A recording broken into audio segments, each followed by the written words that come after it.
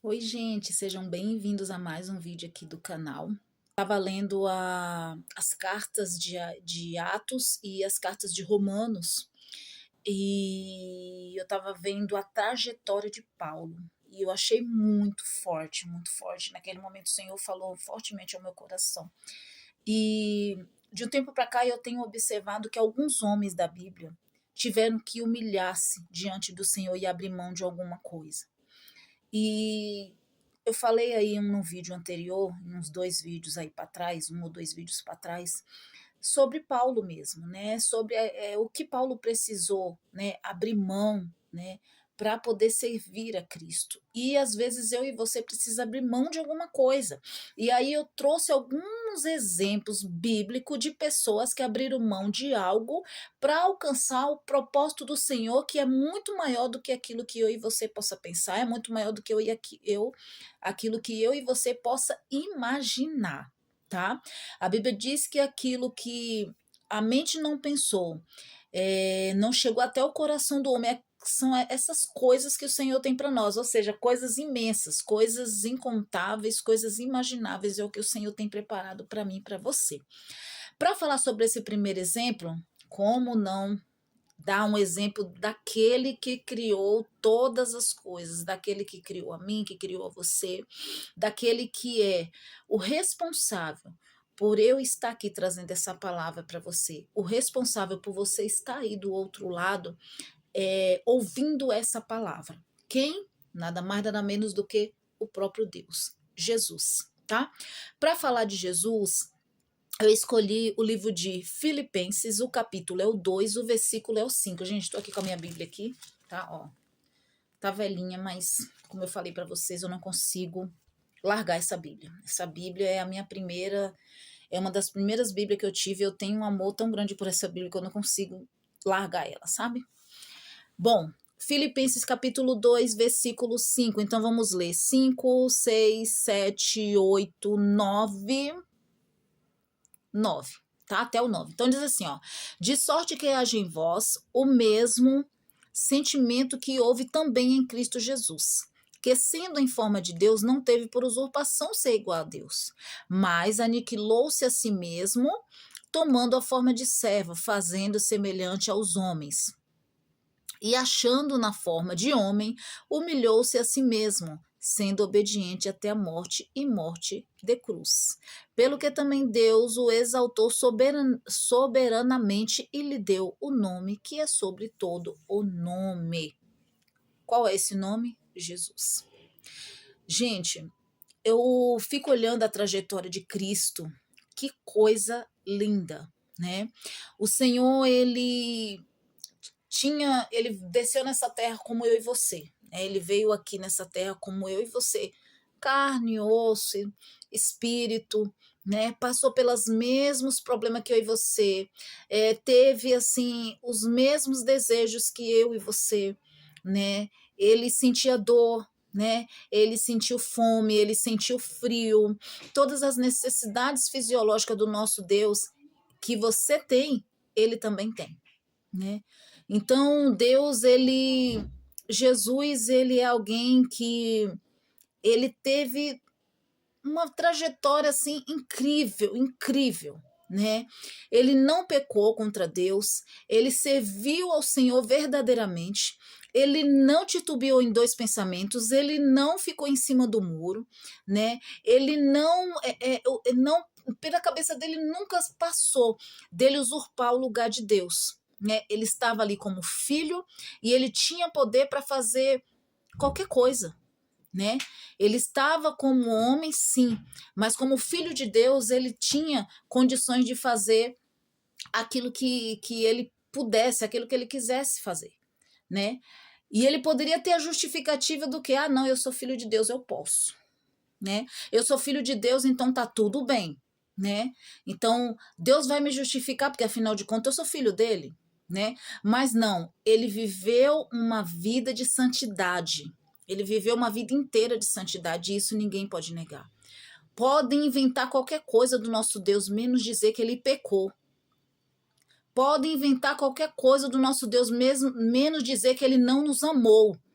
Menos dizer que ele não nos escolheu primeiro, porque nós fomos escolhidos primeiro, porque prova disso é o único filho que o Senhor ele deu naquela cruz por amor a mim e a você. Então, ainda que outras religiões falem qualquer outras coisas, o nosso Deus é o mesmo, né? De ontem, de hoje, será eternamente. O nosso Deus, ele permanece fiel. Aqueles que o buscam, aqueles que o renunciam por amor a ele, né? E é por isso que eu tô aqui para falar da renúncia. Jesus, a Bíblia diz assim, de sorte que haja em vós o mesmo sentimento que houve em Cristo Jesus. Por quê?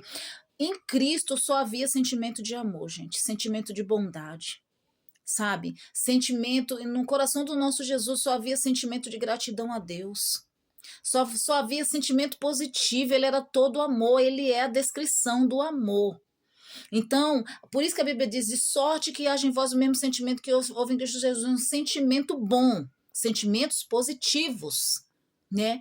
E aí a Bíblia vai dizer, aniquilou-se a si mesmo, tomando a forma de servo.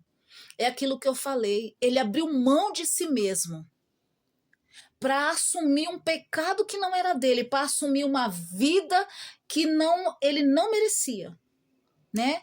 Para receber sobre aquela cruz a coroa, para receber sobre aquela cruz o vinagre, os espinhos, as acusações, os apontar de dedo, e mesmo assim, ele permaneceu firme e fiel àquele que o enviou, que era Deus, o próprio Deus. Né? Então, a gente vê um Jesus que aniquilou-se a si mesmo, a gente vê um Jesus que ele humilhou-se a si mesmo. A Bíblia diz no versículo 9, no versículo 8, e achando em forma de homem, humilhou-se a si mesmo. E às vezes a gente ouve por aí alguém falar, os humilhados serão exaltados. Não, não, não, não, não. Não é os humilhados que serão exaltados, não. Aquele que se humilha será exaltado. Porque uma coisa é alguém te humilhar. Outra coisa é você se humilhar pela sua própria vontade, pelo seu próprio desejo. E se humilhar não é fácil.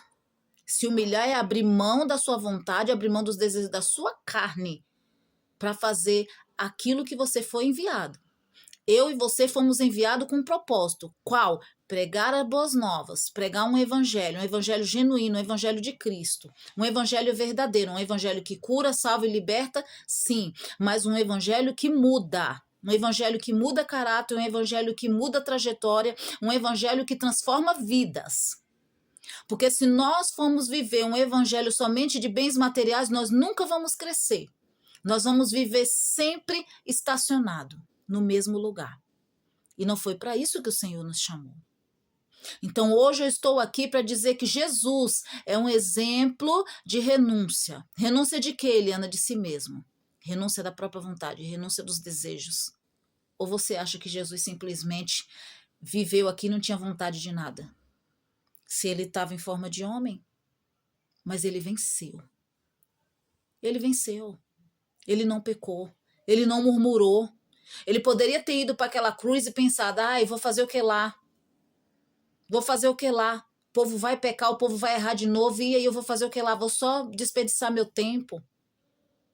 Eu vou multiplicar esses peixes aqui para quê? Daqui a pouco eles vão comer tudo, não vai nem lembrar que eu existo. Eu vou fazer Pedro mudar para quê? Sendo que Pedro vai me negar um dia. Isso vai acontecer mais cedo ou mais tarde. Eu vou fazer Pedro pescador de homem, fazer Pedro pescar esse monte de peixe, fazer Pedro ser próspero, né? Com essa multidão de peixe, para quê se ele vai me negar um dia? Eu vou ajudar Judas para quê? Vou tentar transformar a vida de Judas para quê se ele vai pecar contra mim, se ele vai me vender? Não, gente, não. O nosso Deus, ele nos amou primeiro, independente de qualquer coisa.